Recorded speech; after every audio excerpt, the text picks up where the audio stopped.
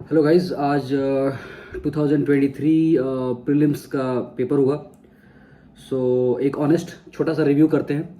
ये detailed question wise topic wise review नहीं है, छोटा सा एक ऑनेस्ट रिव्यू कि पेपर का फर्स्ट इंप्रेशंस कैसा रहा। फर्स्ट इंप्रेशन पेपर को देख के, प्राइमर फसाई क्या लगा पेपर को देख के। ये रिव्यू होगा एज एन एक्स एस्पिरेंट। पहले मैं एक एस्पिरेंट हुआ करता था उस लहजे से भी, और अभी एक टीचर हूँ उसके हिसाब से भी, दोनों के हिसाब से एक रिव्यू कर रहा हूँ। कुछ लोग कहेंगे कि ये पिछले 10 साल का सबसे टफ पेपर था। हर बार यही होता है। 2017 ऑनवर्ड्स हर बार क्वेश्चन पेपर के बाद लोग बोल रहे हैं कि ये पिछले 10 साल का सबसे डिफिकल्ट पेपर था। इनफैक्ट इस बार शायद लोग बोले कि पिछले 20 साल का सबसे डिफिकल्ट पेपर था, ये कह सकते हैं। और कुछ लोग ऑन द अदर हैंड कहेंगे कि यार ये तो पेपर इजी था, मैं देता तो पास कर लेता, मैं देता तो अच्छा करता। ये वो लोग कहेंगे जो एक्चुअली पेपर नहीं दे रहे हैं, जो एग्जाम हॉल का प्रेशर फेस नहीं कर रहे हैं, वो ऐसा कहेंगे। हर बार ऐसा होता है। Reality is somewhere in between, दोनों के बीच में कहीं पर रियलिटी है। पेपर 20 साल का सबसे टफ पेपर या 10 साल का सबसे टफ पेपर, ये हर बार लोग कहेंगे। उतना टफ नहीं, but paper was on the tougher side. देखिए, बहुत यूपीएससी जैसा कि जाना जाता है, UPSC is known for this. The beauty of this exam is great mix of topics कितने अच्छे से मिक्स किया हुआ था उसमें। आप कोई एक एरिया सब्जेक्ट का पढ़ के कि भाई तू मॉडर्न इंडिया पढ़ ले, पॉलिटी पढ़ ले, लक्ष्मीकांत और स्पेक्ट्रम पढ़ ले, पास हो जाएगा, ये बिल्कुल पॉसिबल नहीं है, एकदम पॉसिबल नहीं है। आपको बहुत कुछ, और ज्यादातर चीजें, बहुत सारी चीजें हैं, इनफैक्ट मैक्सिमम चीजें किताबों के बाहर से आती हैं। तो ये great mix of subjects, great mix of topics and great mix of difficulty, easy, medium, difficult, ऐसा बहुत सारा अच्छा मिक्स रहता है हर बार की तरफ। कुछ इंपॉर्टेंट पॉइंट्स। पहला इंपॉर्टेंट पॉइंट है कि जो ऑप्शन को चेंज कर दिया गया है कि पहले आप एलिमिनेट कर सकते थे। अगर आपको पता है कि ये सेंटेंस गलत है, उसको पकड़ के आप नीचे के ऑप्शंस देख के एलिमिनेट कर सकते थे। वो अब नहीं कर रहा है, बिकॉज यूपीएससी ने एलिमिनेशन मेथड को ही एलिमिनेट कर दिया। यूपीएससी ने एलिमिनेशन मेथड को एलिमिनेट कर दिया और दिखा दिया कि भाई तू डाल तो मैं पात। यूपीएससी इज हेल बेंट कि कोई इसको प्रेडिक्ट ना कर पाए, कोई उसको उसका कोई लूप होल ना निकाल पाए। Doing an amazing job in that. बहुत बहुत मेहनत लगती है इस तरह का पेपर सेट करने में। आप अप्रिशिएट करेंगे अगर आप स्टेट सर्विसेज के पेपर देखें, जिस तरह के पेपर सेट होते हैं, लगता है कि बहुत बहुत एग्जाम में ऐसा भी लगता है कि लगता है यार ओहो, कल एग्जाम है या मैं जस्ट अब एग्जाम होने वाला है और बंदे ने पेपर ये नहीं बनाया है, यार पेपर तो बनाना है मुझे, चल पेपर बना लेता हूँ। उठाओ पास्ट ईयर्स के क्वेश्चन या कोई एक किताब उठाओ, वहां से कॉपी पेस्ट करके क्वेश्चन पेपर बना दो।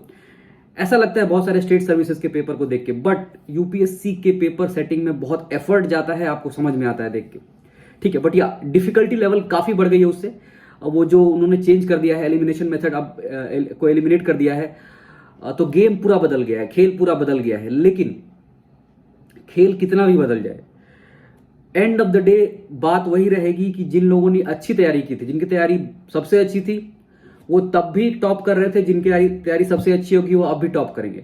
क्योंकि अगर ये गेम बदल गया है तो गेम सबके लिए सेम है। सिर्फ आपके लिए, आपको चुन के आपके लिए गेम डिफिकल्ट नहीं बनाया गया है। गेम डिफिकल्ट उन साढ़े 5 लाख लोगों के लिए जो अपीयर कर रहे हैं। गेम कितना भी डिफिकल्ट हो, जिसकी तैयारी अच्छी होगी कट ऑफ नीचे जाएगा, लेकिन जिसकी तैयारी अच्छी होगी वही ऊपर रहेगा। और जिसकी तैयारी खराब होगी वो कितना भी इजी पेपर हो फिर भी पास नहीं करेगा, बिकॉज बाकी लोग उससे ऊपर रहेंगे। कितना भी इजी पेपर हो जाए, जिसकी तैयारी खराब होगी वो पास नहीं करेगा, क्योंकि फिर कट ऑफ इतना ऊपर चला जाएगा इजी पेपर में कि फिर भी वो बंदा क्वालिफाई नहीं करेगा। तो तैयारी जिसकी अच्छी होगी वो हर गेम में सक्सीड करेगा, गेम कितना भी बदल जाए। तैयारी जिसकी खराब होगी वो किसी गेम में सक्सीड नहीं करेगा। इसको लेकर डरने की बात नहीं है। पेपर अगर डिफिकल्ट है तो सबके लिए डिफिकल्ट है, सिर्फ आपके लिए नहीं है। तो overall playing field, even playing field है, ये पहली बात है। घुमा फिरा के खेल वही है, जिसका अच्छा प्रिपरेशन होगा और टॉप में जाएगा। दूसरी बात बहुत इंपॉर्टेंट। देखिए, क्वेश्चंस आया मार्सुपियल्स के बारे में। क्वेश्चन मैंने सारा पेपर पूरा सारा नहीं देखा है, बट कुछ क्वेश्चंस पे नजर गई।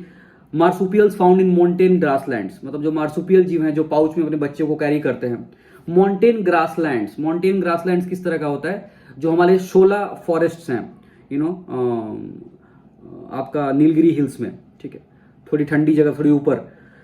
बट ये आपको किताब में नहीं मिलेगा। लेकिन अगर आपने मान लीजिए नेशनल ज्योग्राफिक, एनिमल प्लैनेट, ये सब देखना पसंद करते हैं, तो आपने देखा होगा कि नहीं यार, ये तो ऑस्ट्रेलिया के ऑलमोस्ट बहुत hot humid desert type condition से लेके स्क्रब फॉरेस्ट, बहुत ऑस्ट्रेलिया के डिफरेंट इन्वायरमेंट्स में भी हम कंगारू को पाते हैं। कंगारू एक मार्सुपियल है। तो आपको उससे समझ में आ जाएगा कि ये सेंटेंस गलत है। ठीक है, मान लीजिए हाँ, एक क्वेश्चन था कि ये एनिमल कौन सा वो जानवर है जो एक लकड़ी को होल में घुसा के इंसेक्ट्स को पकड़ के लाता है। तो किसी ने अगर थोड़ा सा भी एनिमल प्लैनेट के डॉक्यूमेंट्रीज देखा होगा तो देखा होगा कि ओरंगुटन ऐसा करता है, ओरंगुटन करता है, चिंपैंजी, स्पेशली ओरंगुटन को ऐसा करते देखा गया है साउथ ईस्ट एशिया में। सो जो एक बात हो रही है कि वो भी टूल का इस्तेमाल कर रहे हैं, they are using tools. So humans अकेले टूल इस्तेमाल नहीं करते हैं, ओरंगुटन्स और दूसरे एप्स भी करते हैं। तो ये सब देखिए, ये सब किताब में नहीं मिलेगा आपको, लेकिन आपको ये चारों तरफ अगर आंख कान खुले हुए तो आपको ये दिख रहा है, पहली बात। दूसरी बात, स्क्विरल्स, गिलहरियों का बिहेवियर, की गिलहरियां वो अपना खाना छुपाती हैं, गड्ढा खोद के मिट्टी में दाना वाना छुपा देती हैं, बादाम अखरोट जो भी उनको मिलता है। किताब में मिलेगा ये? नहीं मिलेगा।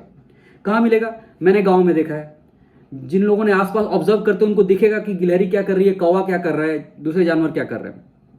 This is shear observation, this is not bookish knowledge. उसके बाद देखिए, कटहल का पेड़, महुआ का पेड़, क्या ये डिसिडुअस है कि एवरग्रीन है?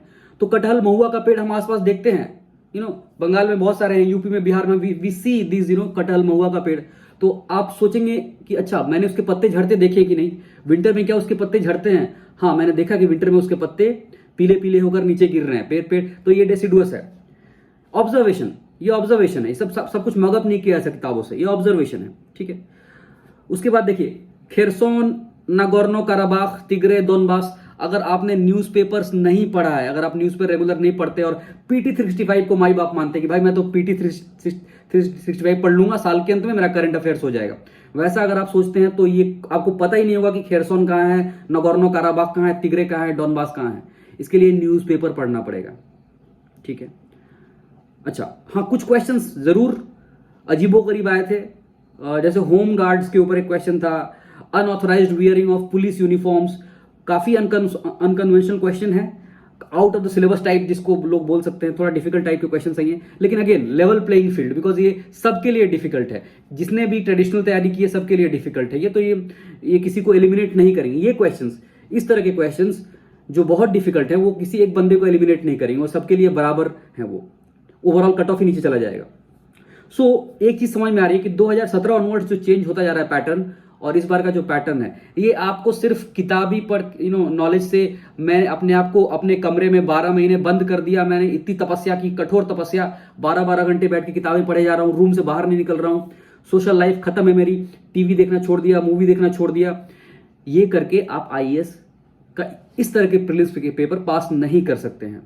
आपको एक नॉर्मल इंसान की तरफ बाहर दुनिया में जाना है, ऑब्जर्व करना है, टीवी देखने में कोई बुराई नहीं है।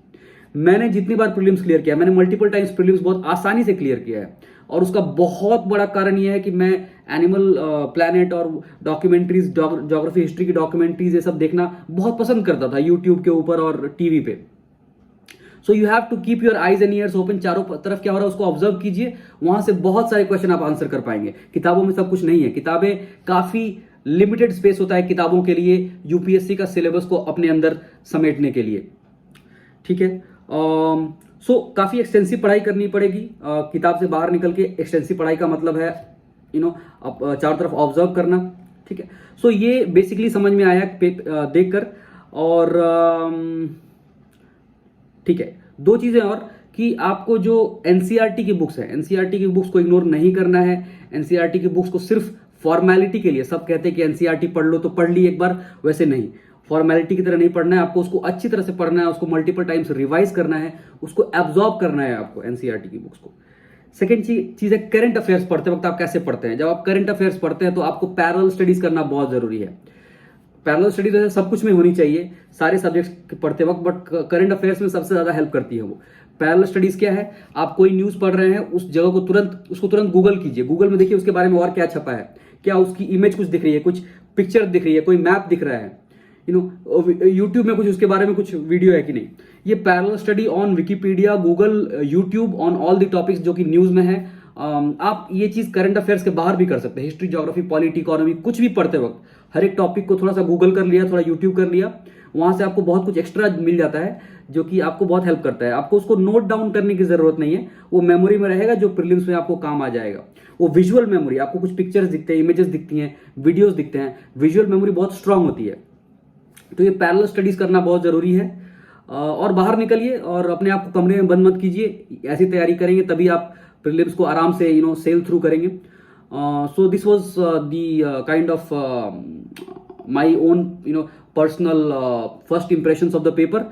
फाइनल वर्डिक्ट ये है कि paper, yes, paper was on the tougher side. It was kind of, अगर एक दो एक्सट्रीम्स है टफ और इजी का, तो वो टफ वाले एक्सट्रीम के काफी पास था paper. And as a result क्या होगा कि डरने की जरूरत नहीं है. अगर आपने अपना बेस्ट दिया है और आपने तैयारी अच्छी की थी तो आप क्लियर कर जाएंगे, बिकॉज कट ऑफ नीचे जाएगा और कट ऑफ पॉसिबली पिछले साल से भी नीचे जाए. तो अब उसको लेके आपको सोचना नहीं है, आपको मेंस की तैयारी में लग जाना है पूरी तरह से. So that is it guys. देखते रहिए बाकी वीडियोस और have a nice day. All the best. Bye bye.